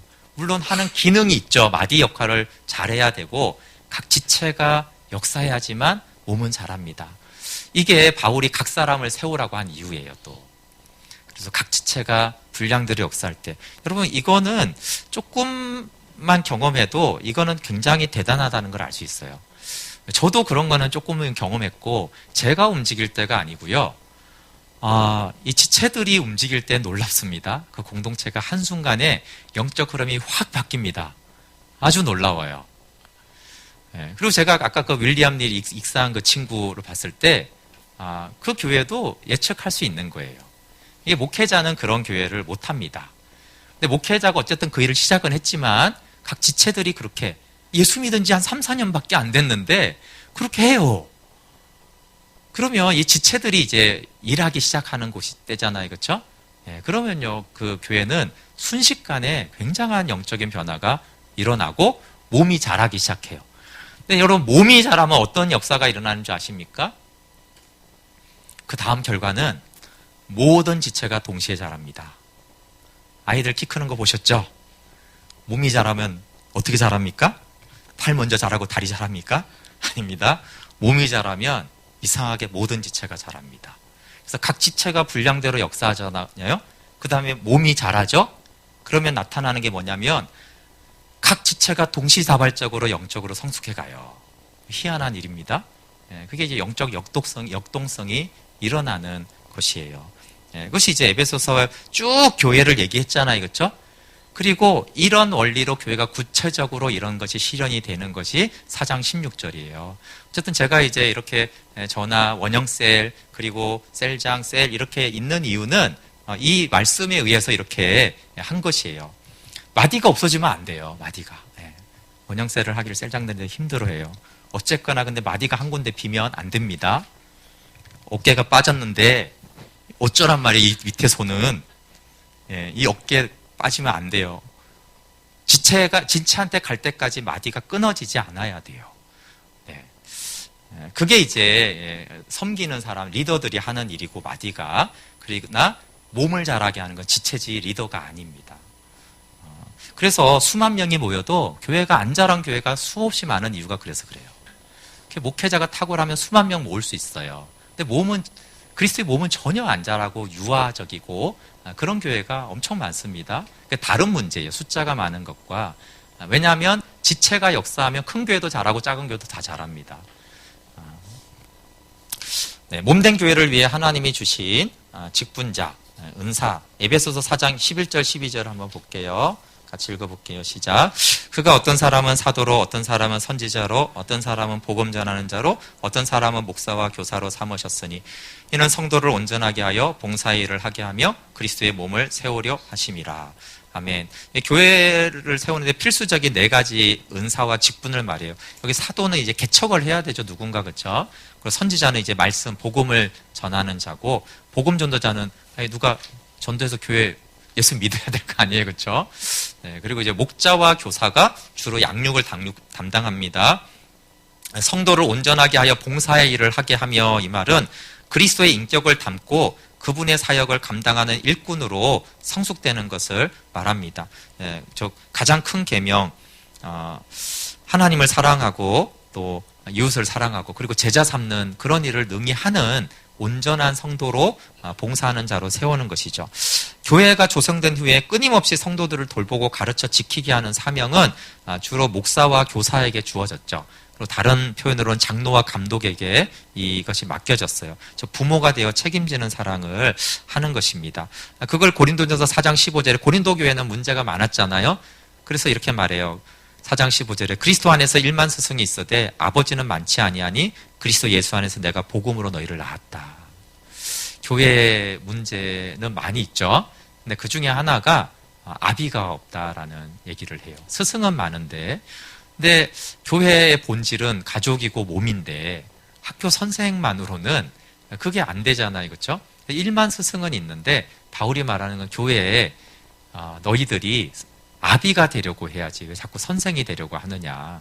선생을 넘어가야 된다라고 이제 처방 중에 하나죠. 고린도교의 문제가 온전한 그리스도의 몸으로 자라가게 하는 그 중에. 그래서 제자훈련은 좋은 것입니다. 그러나 제자훈련 이상의 것이 필요합니다. 가족 공동체가 필요한 거예요. 영생의 가족 공동체. 육적인 그런 걸 아니라 하나님을 아는 일과 믿는 일이 하나 되는 영생의 가족, 영생의 거주지가 필요한 것이죠. 그래서 교회는 간판이나 조직으로 만들어지지 않고 예수 그리스도를 중심으로 각 지체가 서로 연결되어 도와주는 공동체여야만 교회는 교회되게 세워집니다. 이렇게 건강하고 튼튼한 몸을 가지면 당연히 그 안에 있는 지체들은 생명을 누리고, 그리고 하나님이 말씀하신 지상명령, 온 족속으로 제자 삼으라는 그 명령까지도 넉넉히 수행할 수가 있죠. 공동체와 개인 신앙을 좀 설명을 하면요. 개인 신앙을 제가 앞에 말한 대로 로더시 복음학교 복생 다 있었으니까 일부러 조금 말하는 거예요. 개인 신앙 너무 중요하죠. 복음을 아는 것과. 그래서 개인 신앙하고 공동체 신앙이 어떻게 구체적으로 되냐면, 개인 신앙은 씨와 같습니다. 식물에 의하면. 근데 공동체 교회는 토양과 비유할 수 있어요. 그럼 만약에 내가 사과 열매를 따고 싶다. 그럼 사과 씨를 심어야겠죠? 씨는 너무나 중요합니다. 사과 씨를 심었는데 배가 나는 일은 없으니까 씨는 이제 복음에 대해서는 아주 명확해야 됩니다. 생명에 대해서는 아주 명확해야 돼요. 근데 이 씨에 처음에 씨가 분명하고 또 건강한 씨야겠죠, 그렇죠? 건강해야 돼요. 그러니까 복음을 알고 하나님 앞에 나아가는 사귐을 가지는 건강한 씨가 중요하죠. 근데 여러분, 아주 튼실하고 좋은 씨앗이 있어요. 우리나라에서 가장 좋은 씨앗을 내가 받아왔어요. 그러면 이제 무조건 좋은 열매가 맺힐까요? 아니라는 거예요. 토양이 굉장히 중요합니다. 아주 척박한 곳에 심어보세요. 죽을 가능성이 많습니다. 자라다가, 그리고 열매가 맺혀도 비실비실한 그런 열매가 맺힐 가능성이 매우 높습니다. 그래서 정말 좋은 농부는요, 좋은 씨를 좋은 토양에 심으려고, 그게 핵심입니다. 정말. 그러니까 가장 좋은 것을 씨앗으로 남기죠. 안 먹고, 그렇죠? 안 팔고 가장 좋은 씨앗을 남겨요. 왜? 씨앗은 가장 좋아야 되니까, 질이. 그러니까 이게 하나님과의 관계에서 가장 바른 복음의 터 위에서 하나님과 교제하는, 생명을 누리는, 영생을 하는 가장 건강한 개인 신앙생활을 하는 것이, 개인적으로 하나님과 교제하는 것이 가장 중요합니다. 씨에 비유해요. 그렇다면 정말로 우리가 하나님도 그렇고 우리가 열매를 아름답게 하나님 안에 되어지려면 토양에 관심이 없는 농부가 어떻게 좋은 열매를 수확을 할까요? 그건 불가능한 얘기입니다. 그래서 농부는 최대한 우리 권사님이 조금 텃밭이라도 갖고 보셨잖아요, 그렇죠? 전문 농사꾼은 아니지만 그래도요, 농사꾼은 이 밭의 토양에 관심이 엄청 많아요. 그러니까 필요하면 비료를 하죠. 옛날엔 비료가 없으니까 어떻게 해요? 똥을 퍼다 날랐잖아요. 똥 퍼다 나르기 쉬워요? 어려워요? 어렵겠죠. 냄새 나는 거 그거 다 싫어하는 똥을. 그래도 토양을 좋게 하기 위해서요, 할 수 있는 걸 다 합니다. 또 옛날에 돌 많으면 그거 캐내는 것도 어려운 일이고요. 정말 고생하면서 토양을 만들어요. 그리고 그 좋은 토양에 좋은 씨를 심죠. 그러면 거의 풍파도 있고 가뭄도 있지만 거의 대부분은요, 올해 어렵습니다. 그래도 가을이 되면 대부분 열매가 있어요. 조금씩 양은 다르지만. 네, 이 두 가지가 동시에 있어야지만 돼요. 참 비극적으로 말하면 복음도 없고 교회도 없고 어떻게 우리는 성령의 열매를 맺어갈까요? 정말 힘들죠? 만물을 충만하게 할 수가 없어요. 그래서 복음을 통해 생명으로 나아가는 각 개인들이 교회 공동체 속에 심겨져서 이 생명이 정말 발화하고 자라고 열매를 맺어가는 것이에요. 예수님 자리에서 나온 얘기 같은데, 우리 한인이 하와이에서 가봤더니, 들은 얘기라 진짜인지 모르겠지만, 그분이 가봤더니 하와이의 생강이 엄청 크더래요. 근데, 맹숭맹숭 하더래요. 그래서 이제, 이렇게 큰 생강이 있어? 이랬다가 맹숭맹숭 실망을 했대요. 근데 이 사람이 생각하기를, 이거, 이렇게 큰 거 생강을 한국에 가서 심으면은 야, 이거 대박 나겠다. 이렇게 생각을 하고 그 씨를 가져가고 한국에 심었대요. 네, 그래서 심었더니 어떻게 됐겠어요? 네, 자꾸 맹숭맹숭한 게 열려서.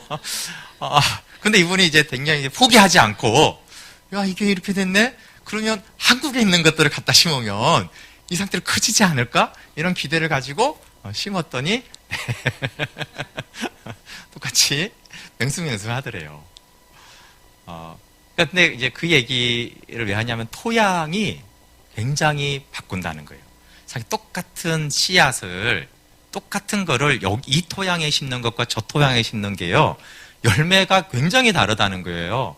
크기도 다르고 맛도 다르고 품질도 다르고 너무나 다르다라는 얘기예요. 그러니까 각 사람이 하나님 앞에 나아가고 그 관계하고 하는 거 정말 중요합니다. 그래서 제가 말씀 묵상을 엄청나게 중요하게 말하잖아요. 그럼에도 불구하고 그렇게 매일 하고 그렇게 하는 사람인데도 토양이 없다. 참 힘들죠. 그렇죠? 뭐 맛없는 생강이라도 괜찮다. 그러면 뭐가 나긴 나겠죠. 그러나 정말 좋은 토양에 심겨진 씨하고는요, 비교가 되지 않아요. 그래서 그리스도의 몸된 교회에 소속하고 그런 교회가 되어져 가는 것, 그거 너무 중요하고, 또 그런 교회에 있다라면 정말 좋은 토양을 만난 씨는요, 정말 물 만난 고기잖아요. 그렇죠? 근데 여러분, 씨는 건강한데요, 토양을 못 만난 사람들은 굉장히 고통스러워합니다. 그 교회 생활하기 굉장히 고통스러워요. 그래도 고린도 교회처럼 사랑해야 되고 섬겨야 되지만 굉장히 고통스러워요. 왜? 자기는 씨가 있는데 이게 여기에서 안 자라고 힘든 걸 알거든요. 너무 힘들어요. 근데 좋은 토양에 있는 안 좋은 씨는 어떻게 되는 줄 아세요? 득템하는 겁니다. 야, 이거는 여러분, 안 좋은 토양에 있는 씨가 2배, 3배 노력해도요, 같은 결과가 나와요. 좋은 토양에 있는 씨는. 그러니까 엄청난 복이죠. 그래서 씨와 토양의 관계는 뗄래야 뗄 수가 없어요. 그래서 하나님을 개인적으로, 인격적으로, 그건 구원은 개인적인 것이지 절대 교회에 들어왔다고 구원받는 건 아니에요. 정말 개인적인 신앙인데 이것이 교회라는 토양을 어떻게 하느냐. 근데 그 토양은 여기에서는 이제 농부가 하는 것이지만 성경에서는 이 토양을 씨앗들이 해야 된다는 거예요. 씨앗들이 같이 토양을 만들고 그 토양에서 각자가 심겨져서 하나님의 나라, 그 영광을 누리고 열매를 맺는 그것들을 함께 세워가라고 이제 바울이 이렇게 권면하는 것이죠. 네, 9단원은 좀 이제 간단하게 하고 9단원부터는 마치려고 그래요. 이제 물론 이제 아까 교회 생활에 대한 얘기니까 그렇게 보면 중요한데 시간상 어쨌든 중요한 핵심들은 전했으니까, 네, 9단원은 부르심에 합당한 삶이 과거와 달라져야 된다는 거예요. 그래서 에베소서 4장 17절부터 24절은 마음을 다룹니다. 마음을 새롭게 해라. 그리고 4장 25절부터 32절에는 입, 말하는 걸 새롭게 해라. 거짓말이나 더러운 말을 입 밖에 내지 말고 덕을 세워라. 그리고 에베소서 5장 1절부터 14절은 행함을 말합니다. 이렇게 행해야 된다. 근데 여러분, 이것도 다 교회 생활과 관련해서 하는 말이에요. 교회에서 마음 먹고 생각하는 거, 말하는 거, 행하는 거, 그거 다 하나님 앞에서 해라. 그거 더러운 말 그런 거 하면 안 되고, 남 상처 주고 비방하고 그런 말 하지 말아라. 남들 힘들어하는 얘기 하지 말고, 그런 행동도 하지 말고, 그리스도의 몸된 교회를 세워가는 마음의 생각과 입과 행함을 하라. 이런 말이에요, 사실은. 그리고 이제 가치 기준이 달라져야 된다라는 말을 쭉 합니다. 우리의 가치 기준이 이제 세상으로 많이 형성이 되잖아요, 그렇죠? 그래서 그것들을 예수님을 주인으로 모시는데, 그 주인으로 모실 때 핵심적인 것이 예수님을, 우리가 많은 가치관이 있어요. 가치관이 많이 있어요. 결혼에 대한 가치관, 돈에 대한 가치관, 사랑에 대한 가치관. 근데 그 가치관 중에 인간이 가지고 있는 것 중에 하나가 종교관이 있어요. 근데 이제 종교인이 되는 거는 종교관의 기독교가 맞아서, 기독교는 왠지 호감이 가네. 그래서 이제 기독교 관심을 가지다가 들어보니까 기독교의 내용이, 교리가 이해가 되네. 그러니까 나는 이 종교관에 기독교를 선택하겠어. 라고 해서 기독교를 믿는 사람은 거듭난 사람이 아니라 기독 종교인이라는 거예요. 이런 사람들은 종교 간에는 기독교가 투철해서 열심을 낼 수 있는데 나머지 가치관은 하나도 안 바뀌어 있어요. 네, 그것은 전에 말한 주인으로 예수님을 영접한 것이 아니죠. 네, 주인으로 영접했다는 것은 이 모든 가치관의 주인이 예수 그리스도고 이 모든 가치 기준은 예수 그리스도가 결정한다라는 거예요. 우리가 다 하지 못할지라도 그 예수님의 기준을 우리는 따라가겠다라는 것이 이제 거듭나고 그런 사람들이 교회됨을 이루어갈 수 있다. 이 종교성으로 종교관으로 종교인이 가득한 교회는 몸된 교회가 될 수 없어요. 그래서 이제 옛사람을 벗어버리고 새 사람을 옷 입고 이제 이런 표현들이 이제 그런 거예요. 이제 그런 것도 다 교회 생활과 이 에베소서는 전부가 교회에 대한 얘기이기 때문에 이제 교회 생활을 위해서는 교회에서 옛사람 벗어버려라. 왜 교회 와고 자꾸 옛사람의 그런 것들을 옛날 가치관, 세상 가치관을 가지고 자꾸 그걸 주장하고 말하고 또 때로 상처 주고 그렇게 하느냐. 그거 다 벗어버리고 그리스도로 옷 입고 말과 생각과 행함이 달라져야 마땅하다. 그게 부르심이 합당한 것이다. 이제 그런 내용이 이제 4장 또 5장 초반까지 쭉 나옵니다. 네, 가치관이 근데 바뀌는 것도 하나님의 말씀으로 바뀌고 교회 공동체 안에서 바뀌어집니다. 그 10단은 이제 거룩한 술에 취하라. 뭐 금방 알 수 있죠. 에베소서 5장 16절부터 18절에 세월을 아끼라 때가 악하니라. 그러므로 어리석은 자가 되지 말고 오직 주의 뜻이 무엇인가 이해하라. 술 취하지 말라. 이는 방탕한 것이니 오직 성령으로 충만함을 받으라. 네, 뭐 이런 것들도 다 교회 생활을 말하는 거예요. 근데 여기 성령 충만은 그리스도의 말씀이 풍성히 구하는 거죠. 골로새서 3장 16절과 병행 구절입니다. 성령 충만, 어쨌든 성령 충만해야지 교회는 사랑의 공동체가 돼요. 성령 충만의 반대는 뭐겠어요? 자기 충만이겠죠. 당연히 자기로 충만하잖아요. 자기로 충만한 사람들이 모여서 뭔 교회를 하겠어요. 뭐 사랑이니 생명이니 영광이니 이런 별거 아니잖아요. 그렇죠? 그러니까 성령 충만해라. 그래야지만 그리스도의 몸된 교회의 영광을 알고 누리고 온 만물을 충만하게 하는 그리스도의 몸이 될 수 있다. 그래서 성령 충만함을 받으라 이렇게 말씀하고요.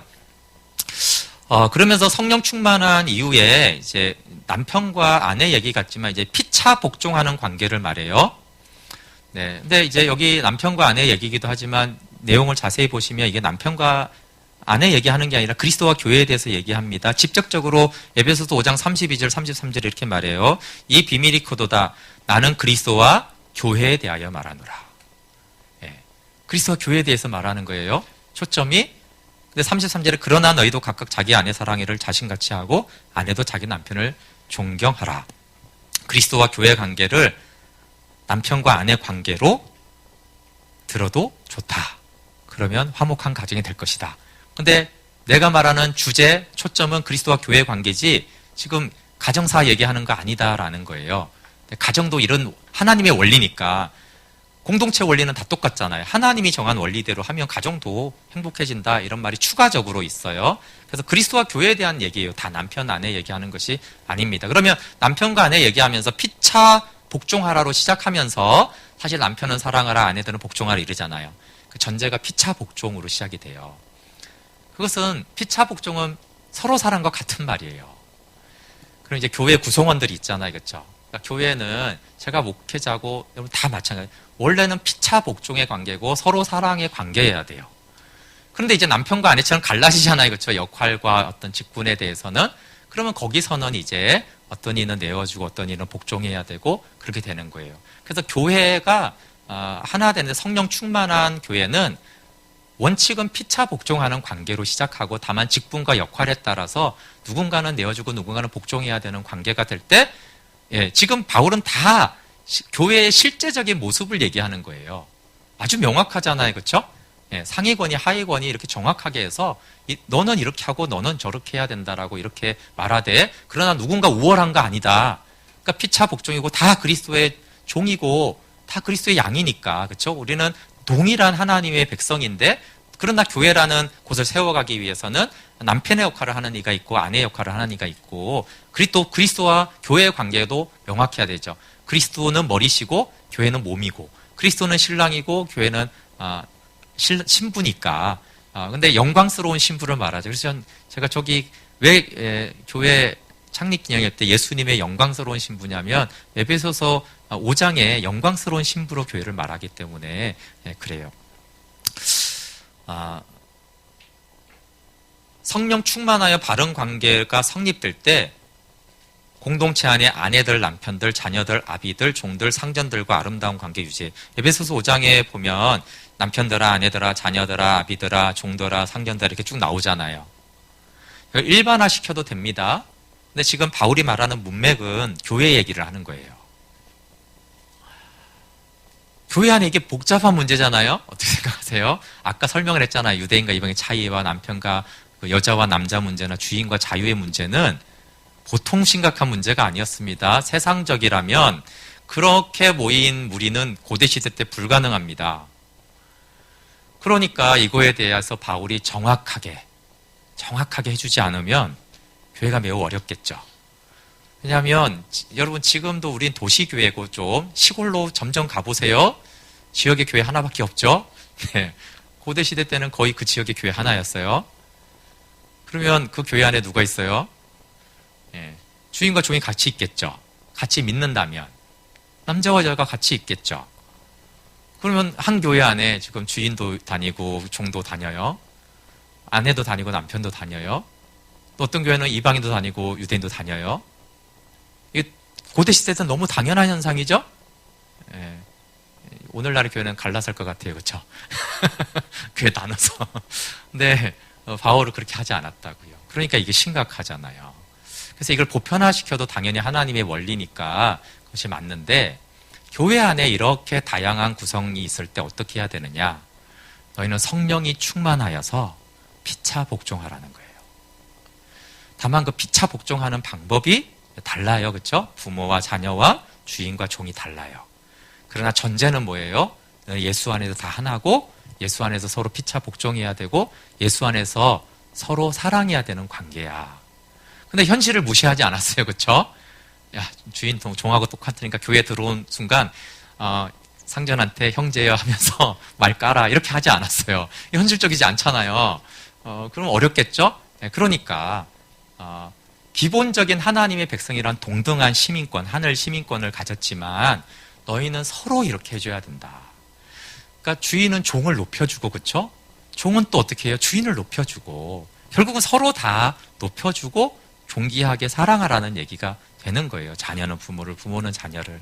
그렇게 할 때 교회가 어떻게 돼요? 하나가 되죠? 그럼 당연히 뭐 가정도 화목한 것은 당연하죠. 그 이치대로 하는 거지. 그러니까 나는 그리스도와 교회에 대해서 말하고 너희도 집에 가서도 그렇게 해라. 그게 어떻게 교회 안에서만 그렇고 하나님은 동일한 하나님이신데 교회에서는 그렇게 관계하고 밖에 나가서는 딴 생각하고 그러지는 않잖아요. 그렇죠? 그러니까 이게 일반화시키는 것도 맞지만 먼저는 교회 안에서 교회가 정말 하나 되기 위해서 초대교회는요 심각한 이런 문제들이 있었던 거예요. 세상적으로 말하면.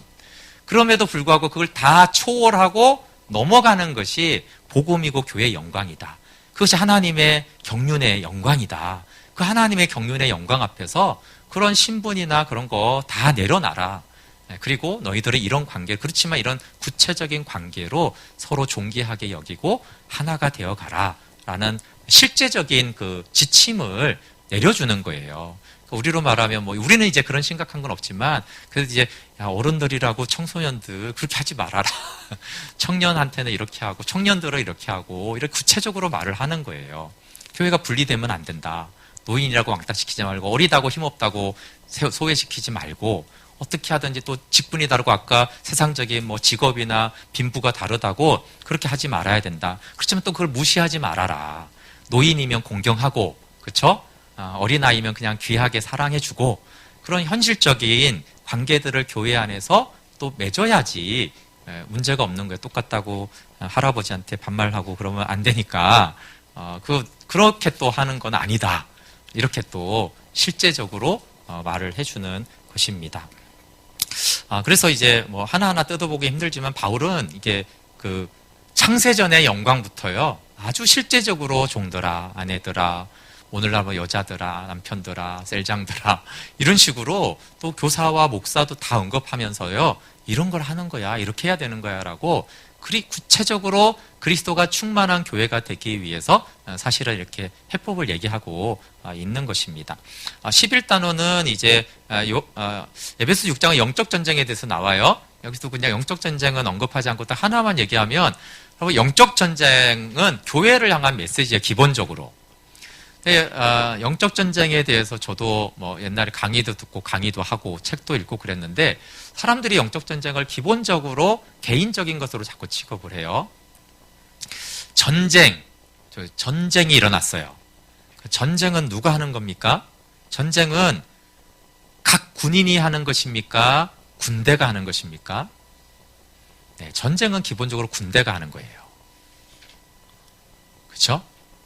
그러면 이제 바울은 이제 몸된 교회의 영광을 말하고, 근데 그 교회는 그냥 교회로만 만족하는 게 아니라 만물을 충만하게 하는 통로잖아요. 이 부분에 이제 영적 싸움이 있죠. 마귀의 세력이 당연히 있잖아요. 세상 풍속도 있고. 그럼 이제 이 부분까지 나가라는 거죠. 교회가. 그럼 이제 영적 싸움에서 승리해야지 그 영역까지 나갈 수가 있잖아요. 그래서 영적 전쟁이 나오는 거예요. 그래서 1장과 6장이 딴 얘기 하는 게 아니에요. 만물에서 만물을 충만하게 하는 이 충만이 교회인데, 그런 교회가 되려면 영적 전쟁에서 이겨야 되잖아요. 그래서 이제 영적 전쟁을 다루되 영적 전쟁은 교회가 하는 거예요. 군대가 하는 것입니다. 전쟁은. 생각해 보세요. 전쟁이 일어났어요. 각자 병사들이 각자 자기 판단과 기준에 따라서 전쟁 계획을 세우고 언제 전진할지 언제 투출할지를 보급을 언제 할지를 각자가 정해서 전쟁을 해요. 이런 군대는 볼 것도 없죠? 무조건 패하죠. 전쟁은 군대가 하는 거예요. 그래서 내 생각에는 지금 돌격해야 될 것 같아도 군대가 정지하면 무조건 정지해야 되는 거예요. 돌격하면 난 무서워. 그래도 돌격하는 거예요. 목숨을 걸고. 그래서 영적 전쟁에서 영적 전쟁은 이제 알 수도 있고 그걸 설명할 시간 없는데, 다만 오늘날 영적 전쟁은 다 개인적인 영적 전쟁으로 생각하는 거예요. 그래서 생각해, 지금 마귀하고 거룩한 전쟁이 이제 크게 일어나고 있는데, 모든 그리스도인들이 신실하지만 각자 영적 전쟁을 하는 교회, 어떻게 되겠어요? 패배하죠. 자기는 충만해요. 자기는 막 기도 열심히 하고 영적 축사하고 막 중보기도 하고 그러는데, 각자가 그런 군대는요 오합지졸입니다. 무조건 패해요.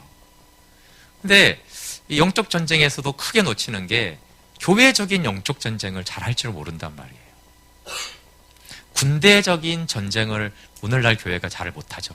왜? 모민 교회 자체를 잘 모르니까, 공동체로서의 교회를 모르니까 어디까지 모르냐 하면 영적 전쟁에도 잘 모르는 거예요.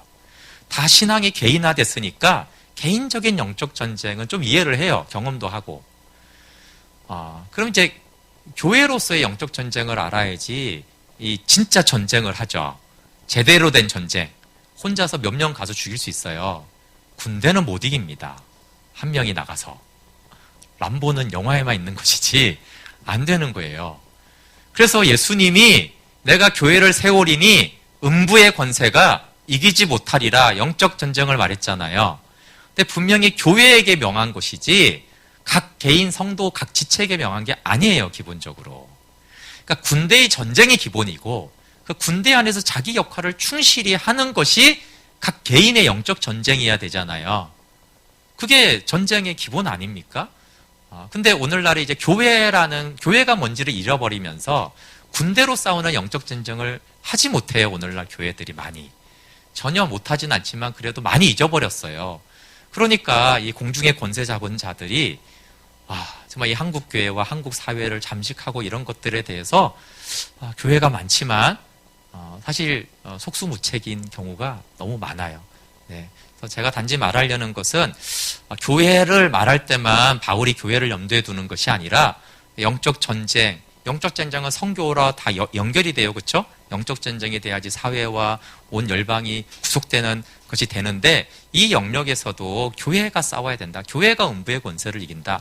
그리고 음부의 대문이 깨져야지 복음의 문이 열리잖아요. 그렇죠?